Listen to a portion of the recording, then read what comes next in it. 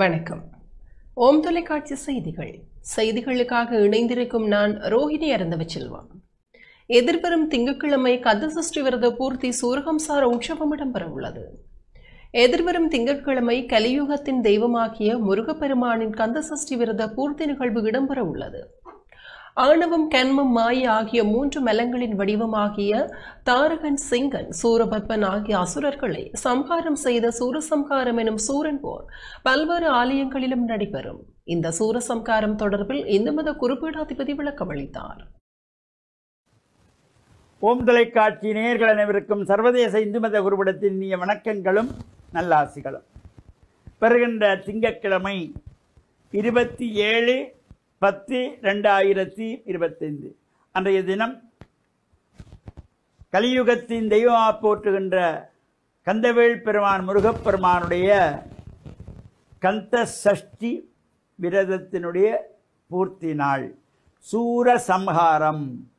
ஆணவங்கன்மம் மாயாகிய தாரகன், சிங்கன், சூரபத்மனை எல்லாம் முருகப்பெருமான் சம்ஹாரம் செய்த நாளாக போற்றுகின்ற சூரசம்ஹார உற்சவம் பல்வேறு ஆலயங்களிலே, இது சிறப்பாக யாழ்ப்பாணம் நல்லூர் கந்தனுடைய ஆலயத்திலே, சன்னதி முருகனுடைய ஆலயத்திலே, மாவட்டபுரம் கந்தசுவாமியார் ஆலயத்திலே, இணுவில் கந்தசுவாமியார் ஆலயத்திலே, கொக்கிவில் மஞ்சவனப்பதி கந்தசுவாமியார் ஆலயத்திலே, இவ்வாறு பல ஆலயங்கள், வடக்கு கிழக்கு மாகாணங்களில் உள்ள அனைத்து ஆலயங்களிலுமே இந்த சூரசம்ஹாரம் என்பது நடைபெறும். கொழும்பு தலைநகரிலே கொம்பனி தெரு சுப்பிரமணிய சுவாமி ஆலயத்திலே, இந்துப்பிட்டி சிவசுப்பிரமணிய சுவாமி ஆலயத்திலே, கதிரேசன் வீதி ஸ்ரீ கதிரேச பெருமானுடைய ஆலயத்திலே, இவ்வாறு பல இடங்களிலும் கிழக்கு மாகாணங்களிலே இந்த கந்தசஷ்டி பூஜைகள், விரதங்கள், அனுஷ்டானங்கள் எங்கெல்லாம் நடைபெறுகிறதோ அந்த முருகன் ஆலயங்களில் எல்லாம் இந்த சூரசம்ஹார உற்சவம் நடைபெறும்.